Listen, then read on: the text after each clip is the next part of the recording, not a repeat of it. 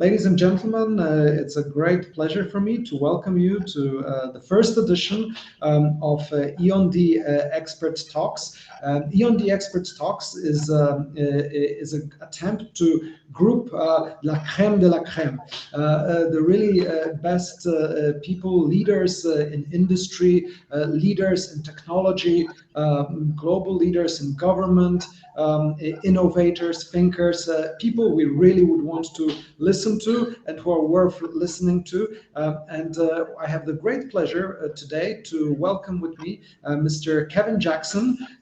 Kevin, who is a globally recognized expert in cloud computing, in cybersecurity, in digital transformation, a thought leader and industry influencer, who's an author of the award-winning Cloud Musings blog, and has been recognized as a top 5G influencer, top 1000 tech blogger, among many other accolades, and has been also advising some of the leading global corporations such as Cisco, Microsoft, IBM, Dell, Intel, as well as global leading consulting companies.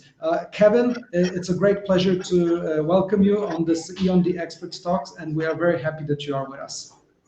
No, thank you very much for the invitation. I hope I can live up to all the hype, but thank you. And I would say, last but not least, we've had a great opportunity to collaborate with Kevin through our EonD platform, and this might be a good opportunity also for me to say two words about Expertise on Demand, which has been on the market for around 2.5 years now, and is at the forefront of the future of work, growing as a global platform for high-skilled experts, the likes of our great guest today. How do you think, both in the private sector and in the public sector, it would be very interesting to hear that as well, organizations should be embracing this adaptation to do it in a way that they can engage more of the available expertise globally, a top level for what they would need them to deliver, and doing it so in a secure and efficient manner from a technological point of view? Well, one of the biggest challenges is education in and of itself. Learning about the new technologies and new capabilities, and not only the good aspects, but the bad aspects as well, so that you can protect yourself against things like SMS phishing attacks and email phishing and counterfeit devices and such. This requires a different way of thinking when you're operating in the virtual world, and this means learning more. And one of the things that, as humans, are like to get comfortable, and when they don't like change. All right, when you get used to doing something, you fight against any type of change. Now, the change that we're going through right now, though, is like mandatory. You have to go through this change. You have to educate yourself. You have to learn what is meant to really operate in both the physical and the virtual world in a synergistic way.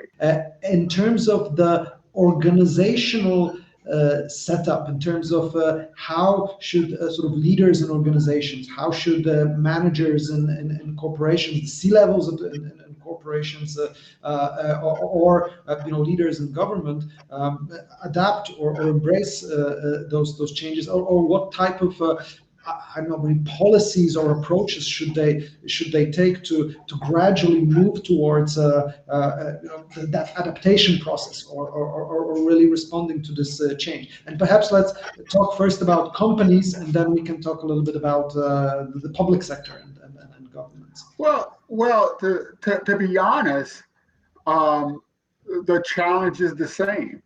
It's how to make decisions when you don't have the option of physical and intimate negotiations.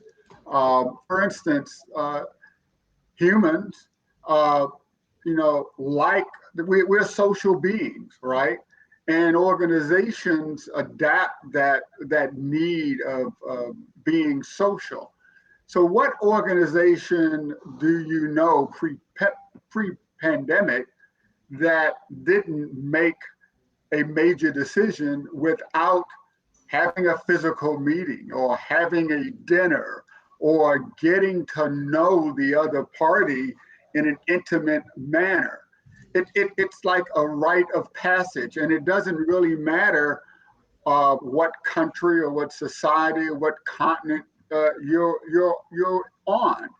There's always a dinner or always a lunch, right? Or always a face-to-face meeting that culminates a business agreement. Well, when you can't do that, now the question is, how do you consummate an agreement without that intimate, physical, feel-good meeting? And when you transition to a global virtual world, you have to look at your own internal business processes and figure out, how do I use this advanced collaborative technology, this digital technology, to um, learn about another individual, to become intimate with that other individual, to be able to trust that other individual. Because these dinners, these meetings, these lunches, it's about building personal trust. And you do business with people that you trust. So in reality, is how do I build digital trust in this virtual digitized world? What are the elements that potentially could contribute to it? What we should be looking for here? Well, and it's information, it's data, but not just having the data, but having the data verified by independent third parties, and being able to look at the provenance of data and the provenance of information, and being able to look at data and information as if it's transactions. I mean, how much data has the party that you're working with been able to collect? How has that data been verified? Has there been any loss of trust between the party you're working with and other parties when it comes to the interaction or the transaction of data and information? And this is one reason why technologies like blockchain or shared electronic or digital ledgers can be such a value in this virtual world, because blockchain technology does two important things. It creates a verifiable and immutable record of transactions within the systems. And in this case, like, we're all familiar with Bitcoin and cryptocurrency, which leverages blockchain for financial transactions. But when it comes to trust, it's data transactions that blockchain can actually provide the record.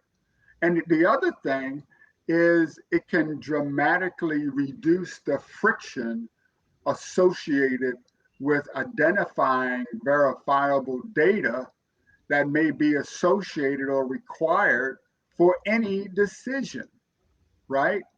So you can verify information, you can build trust, and you can also accelerate the decision-making process.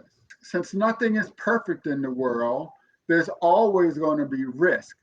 And decision makers, their job is to eliminate as much risk as possible in order to attain the business goal. All right. And trust is the one way of reducing risk. And if you can't take the time or are in a position to build that intimate physical trust, then a good proxy is data and an ability to look at that data over time and to look at the representation of relationships based upon the quality of the data that's being exchanged in those relationships. And how do you think the governments the public sector what kind of approaches should they take to develop that digital trust, to be able to receive and have the type of knowledge, the type of expertise that they need to develop, thrive, adapt to the changes happening around them? Well, really, the only way you can change long-held procedural norms is by identifying and verifying information and data. And this is important in commercial business, but also important in governmental process or even legislative decisions. Um, the the power of emotion without data can be destructive, right? You can do things that really go against the good of policy, good of the society, just because you feel it's the right thing. When if you can actually look at data and information, you can see the real results of these decisions. And you see it today in the information war that goes on between governments in the public sector. It's sort of like uh, a a battle against independent data and against information. It's really fascinating when you look at the global battle against COVID and the how our healthcare professionals, who are the scientists who have the data, are being blocked, and their information is being minimized by emotion that's driving legislative processes. All right. And Yes. this is really what governments need to address, being able to get data, being able to have verifiable data that can be used to drive governmental decisions. Kevin, I'm listening to you and to those very insightful comments. I'm thinking it would be great for us maybe to jump a little bit, if you don't mind, to Mhm. a personal history. I think it would be great for us to hear a little bit your, let's say, expert story. So how sort of your little career unfolded to focus on some of those breakthrough technological areas you are working on, and if you could tell us a little bit about that, that would be wonderful. Well, I've had sort of an unusual, um, I guess, journey to where I am today. Uh, I actually was in the military for about 15 years. I was in the U.S. Navy, and I was a pilot in the U.S. Navy, and I flew on and off aircraft carriers for about 10 to 15 years, all different types of aircraft, and actually worked in the Navy Space Technology Program, where we were leveraging low Earth orbit systems in order to collect data and information to help manage global military forces and get information and data to ships and battle groups and Marine Corps forces globally. And that, I guess it was in that way I started to understand the value of data and information, and how the ability to collect the data from any place in the world and deliver that information and data to other locations in the world was so powerful. And we were using the early internet to do that, and things like GPS data in the military. Uh, and when I left the military, I actually started working with NASA in developing mobile and wireless technologies for payload processing for the space shuttle. And as the internet became a thing, we started to leverage the internet and commercial satellites uh, and service-oriented architecture to develop these early cloud platforms. And once again, it was about getting information and data from one location to another in a quick and verifiable manner. Uh, I worked with IBM, and I was actually the worldwide sales executive for mobile, wireless, and voice technology to apply this to the commercial world. And then I actually jumped back into the government space, where I worked with the U.S. intelligence community as they developed what's called the Intelligence Community Information Technology Environment, or ISITE. Uh, their community or hybrid cloud platform. And jumping over the fence again back into commercial, started helping large companies as they adopted cloud and started building their own hybrid cloud environments. So cloud computing became the foundation for other technologies, the Internet of Things, artificial intelligence, machine learning, all of the compute power that can be drawn from the underlying cloud, the storage, the ability to move data from one location in the world to another enables all of that. And also things like blockchain.